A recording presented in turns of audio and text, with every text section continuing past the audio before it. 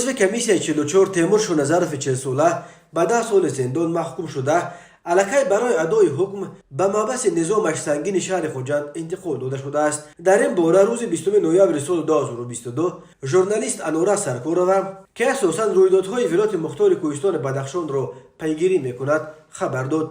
مقامات تفتیشاتی و دادگاه تاجیکستان تا کنون این خبر را شرح ندادند، ولی بنا به اطلاع سرکورova دادگاه شونظرف را بر اساس قسم 2 ماده 187 کادر جنایتی تاجیکستان به عضویت در سازمان جنایتی گوناگون شناخته است. تیمور شونظرف ماه ایون در خورخ مرکز ماموری بدخشان دستگیر شده به دوشنبه آورده شد. او هم مثل دیگر اعضای افشوده کمیسیای 44 در جریان تفتیشات بعد وقت دسترسی نداشت تاکید کرده است انوره سرکورova. بنا به اطلاع او تیمور شونظرف به تجارت خود مشغول بود و یگانه سربان عائله به شمار می رفت. او صاحب 3 فرزند خردسال است که از 4 تا 11 سال دارند. کمیسیای 44 ماه ینور سال 2021 از جانب فعالان جامعه شهروندی با مقصد حل و فصل اختلاف بین مقامات و تظاهرگران خورخ تشکیل شده بود.